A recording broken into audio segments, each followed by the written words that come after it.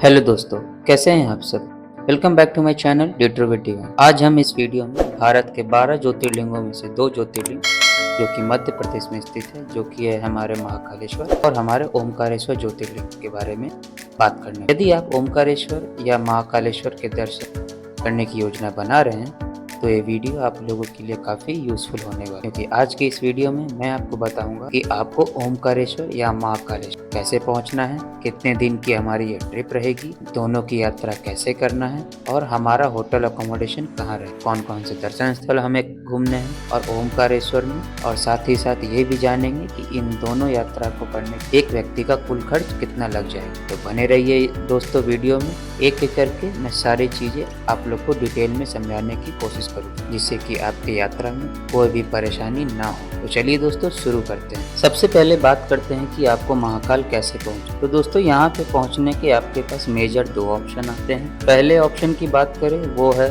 By flight. तो महाकालेश्वर से नज़दीकी एयरपोर्ट जो है वो है इंदौर एयरपोर्ट देवी अहिल्याबाई है, जो कि अराउंड 80 से 90 किलोमीटर की दूरी पे है उज्जैन महाकालेश्वर से। और दूसरा और जो सबसे बेस्ट ऑप्शन है वो है बाई ट्रेन। यदि आप ट्रेन से आना चाहते हैं दोनों ज्योतिर्लिंग की यात्रा करने के लिए, तो आपको जो नजदीकी रेलवे स्टेशन पड़ता है वो पड़ेगा आपका उज्जैन जंक्शन। उज्जैन जंक्शन से आपको उज्जैन महाकालेश्वर की दूरी 2 किलोमीटर की पड़ेगी। वहीं अगर आप ओमकारेश्वर की डिस्टेंस देखेंगे तो वो 160 किलोमीटर की यात्रा पड़ेगी बाई रोड, जो कि सबसे बेस्ट और फिजिबल रूट है इन दोनों ज्योतिर्लिंग के दर्शन करने का। तो दोस्तों ये वीडियो में मैं आपको बताने वाला हूँ उज्जैन टू उज्जैन दर्शन, मतलब कि आपका दर्शन शुरू होगा उज्जैन से और उज्जैन से ओमकारेश्वर दर्शन करके वापस आप उज्जैन में आपकी यात्रा समाप्त होगी। अब यहाँ पे आगे बढ़ने से पहले दोस्तों आपको ये बताना चाहूँगा कि उज्जैन महाकालेश्वर और ओमकारेश्वर ज्योतिर्लिंग इन दोनों की यात्रा करने के लिए आपको कितने दिन की ट्रिप बनानी चाहिए। तो दोस्तों ये ट्रिप के लिए आप 3 दिन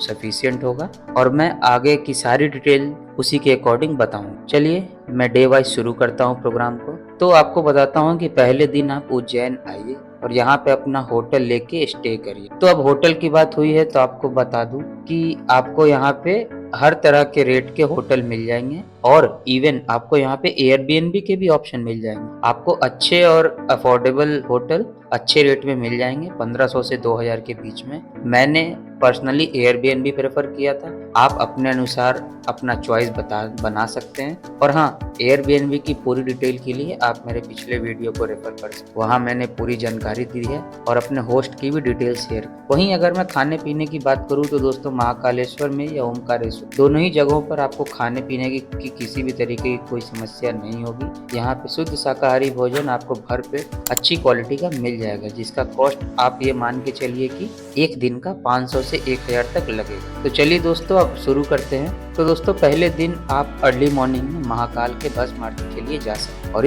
इस आरती का आपको पहले से टिकट लेना पड़ता है। और अगर आपने पहले से टिकट नहीं ली है तो आप वहीं काउंटर से भी टिकट ले सकते हो। पहले से टिकट ऑनलाइन कैसे लेना है इसके बारे में मैंने डिटेल में अपने पिछले ब्लॉग में बताया है, तो आप उससे रेफरेंस ले सकते हैं। भस्म आरती के लिए आपको सुबह 3 बजे ही मंदिर के लिए निकलना पड़ेगा, क्योंकि भस्म आरती सुबह 4 बजे से शुरू हो जाती है और ये आरती करीब करीब 2 से 3 घंटे चलती है। तो आपको आरती से बाहर आते आते सुबह के 7-8 बज जाएंगे। फिर इसके बाद महाकाल के दर्शन करिए और मंदिर परिसर में और भी बहुत सारे भगवान के मंदिर बने हुए हैं, उन सब का भी दर्शन करिए। और हाँ दोस्तों, एक और बात आपको मैं बता दूं कि मंदिर परिसर के अंदर फोन अलाउड नहीं है, तो आप अपना फोन बाहर ही काउंटर में जमा कर दे जहां आपने अपने चप्पल जूते उतारे हैं, ताकि आपको वापस से आने की हैसल ना हो। तो उसके बाद दोस्तों आप मंदिर में दर्शन करने के बाद आप वापस अपने रूम चले जाएं, खाना खाएं और थोड़ा आराम करें। फिर दोस्तों सेम डे शाम में आप वापस मंदिर से 1 से 1.5 किलोमीटर की दूरी पे एक और मंदिर है, इसका नाम है हरसिद्धि माता का मंदिर, जो कि एक शक्तिपीठ भी है। यहाँ पे आप संध्या आरती का आनंद जरूर लें और यहाँ पे विराट दिए को भी जलते देखें, जिसका अनुभव बहुत ही अच्छा है। बस इसी मंदिर से थोड़ी दूर पे एक भारत माता का भी मंदिर बनाया गया है, आप वहाँ भी जाइए, वहाँ के भी देखें। उसके बाद दोस्तों आप सीधे आ जाइए वापस महाकालेश्वर मंदिर में, और यहाँ पे आप महाकाल लोक कॉरिडोर जो नया बनाया गया है आप उसे घूमें। तो दोस्तों महाकाल लोक कॉरिडोर घूमने का सबसे बेस्ट टाइम है वो है रात का टाइम, क्योंकि इस टाइम पूरा मंदिर परिसर लाइट से जगमग होता है और उसे देखने का अनुभव ही कुछ अलग। यहाँ पे रात में लाइट शो भी होता है, तो आप वो भी जरूर देखिए और पूरे अच्छे तरीके से घूमिए। बाद में आप डिनर करके आज के दिन का अंत। तो बोलिए जय श्री महाकाल। डे 2। तो दोस्तों आज हम शुरू करेंगे उज्जैन महाकाल के सिटी टूर के। अब दोस्तों बात करते हैं सिटी टूर जाने के लिए कैसे जाएं। तो सिटी टूर के लिए आपको दोस्तों अपने नज़दीक में कहीं से भी ऑटो बुक कर लेना है। ऑटो का रेट मैं दोस्तों आपको बता दूं 300 से 400 लेगा फुल डे का। आपको सारे पूरे दिन आपको साइट सीइंग कराएगा, उज्जैन के आसपास के मंदिरों में आपके दर्शन कराएगा और आपको वापस लाके आपके रूम या रेलवे स्टेशन आपको छोड़ देगा जहाँ पे आप। तो चलिए दोस्तों शुरू करते हैं आज का दिन। तो सबसे पहले दोस्तों आप सुबह सुबह चले जाइए काल भैरव के मंदिर। और दोस्तों ये वही मंदिर है जहाँ पे भगवान जी को दारू चढ़ाया जाए। तो दोस्तों आप प्रसाद के तौर पे यहीं पे दुकान से आप दारू भी ले जा सकते हैं और भगवान जी को अर्पण। और हाँ, मैं आपको यहाँ बता दूं कि आपको यहाँ कम से कम 1 से 2 घंटे लाइन में लगकर ही दर्शन हो पाएगा, क्योंकि यहाँ भीड़ बहुत ज़्यादा होती है आमतौर पर। और फिर दोस्तों आप दर्शन कीजिए और आप ये दर्शन करके भी बाहर आइए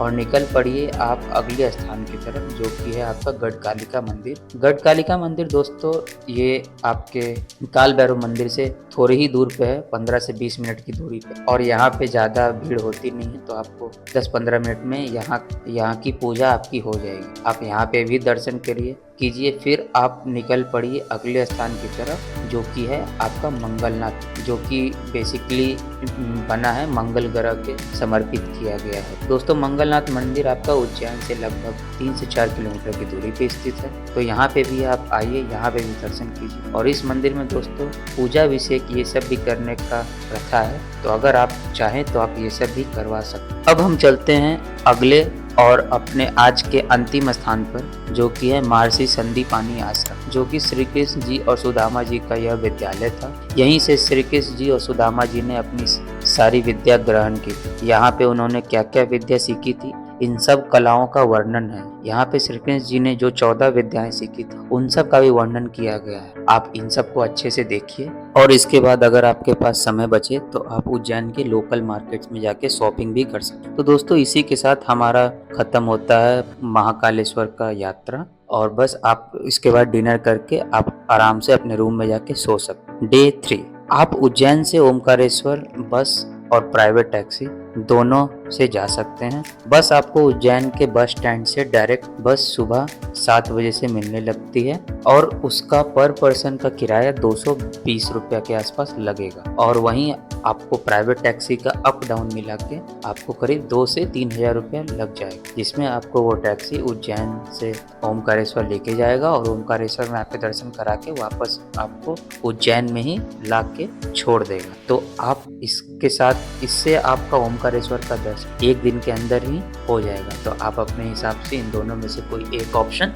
लेके ओमकारेश्वर पहुंच सकते। तो ओमकारेश्वर उज्जैन से करीब 160 किलोमीटर की दूरी पे है और इसको कवर करने में आपको अराउंड 5 से 6 आवर लग जाएंगे। इसलिए हम निकलेंगे अर्ली मॉर्निंग सुबह 6 बजे ओमकारेश्वर के लिए उज्जैन से, ताकि हम लोग ओमकारेश्वर 10 बजे के आसपास पहुंच जाए। ओमकारेश्वर में आते ही पवित्र नर्मदा मैया के जल में स्नान आप निकल पड़िए ओमकारेश्वर मंदिर की ओर। मंदिर तक जाने के लिए आपको नर्मदा नदी पर बने हुए ब्रिज पे यानी ये ममलेश्वर सेतु पे चलते हुए नर्मदा मैया दर्शन करते हुए आप पहुंच जाओगे ओमकारेश्वर मंदिर में। ओमकारेश्वर ज्योतिर्लिंग नर्मदा नदी के तट पर बसा हुआ मंदिर है। वो चारों तरफ से नर्मदा नदी से घिरा हुआ है और जिस द्वीप पे ये मंदिर बसा हुआ है वो ओम आकार का दिखाई पड़ता है, इसलिए इस जगह को ओमकारेश्वर कहते हैं। 12 ज्योतिर्लिंगों में से ओमकारेश्वर ज्योतिर्लिंग का स्थान चौथा है। इस मंदिर में जो ज्योतिर्लिंग है वो पंचमुखी रूप में स्थापित है। ओमकारेश्वर के दर्शन में आपको आराम से 2 से 3 घंटे लग जाएंगे,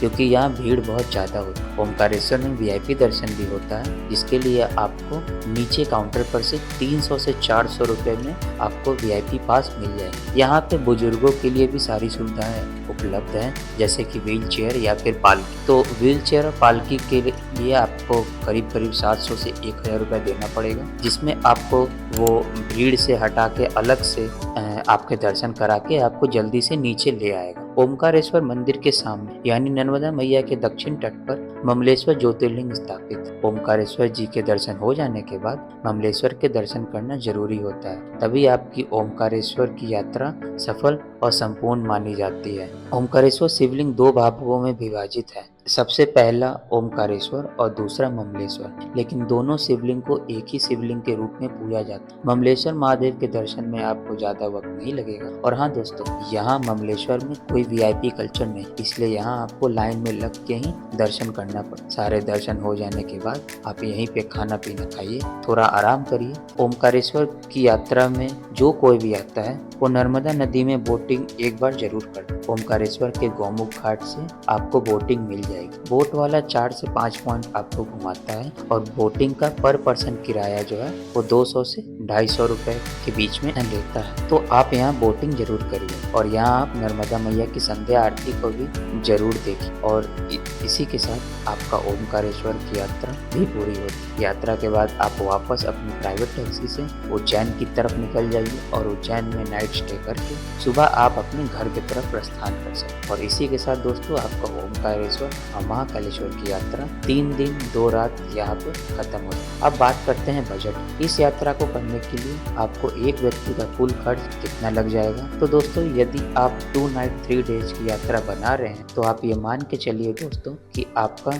3500 से 4500 पर व्यक्ति खर्च आ सकता है। और ये दाम मैं सिर्फ उज्जैन टू उज्जैन का बता रहा हूँ, जिसमें ट्रेन टिकट या फ्लाइट टिकट इंक्लूड। और इतने दाम में आप आराम से अच्छे होटल में स्टे के साथ खाना पीना के साथ ये आपका पूरा हो सकता है। और अगर आप ये सारे ट्रांसपोर्टेशन बस से करोगे तो आपका ये कॉस्ट थोड़ा और कम हो जाएगा। तो दोस्तों ये था पूरा संक्षिप्त वर्णन दोनों ज्योतिर्लिंग के यात्रा का। अगर आपको और भी कोई सवाल है तो आप कमेंट सेक्शन में लिख सकते हैं, मैं उसका जवाब जरूर दे दूँ। तो बस दोस्तों आशा करता हूँ आपको ये वीडियो इन्फॉर्मेटिव लगा होगा और पसंद आया होगा। अगर आपको ये वीडियो पसंद आया हो तो इस वीडियो को लाइक शेयर सब्सक्राइब जरूर कर दें और इस चैनल का बेल आइकन को जरूर दबा दें। तो बस दोस्तों इसी तरह के ट्रैवल रिलेटेड कंटेंट मैं आपके लिए लाता रहूँगा। तब तक के लिए गुड बाय और जय श्री महाकाल।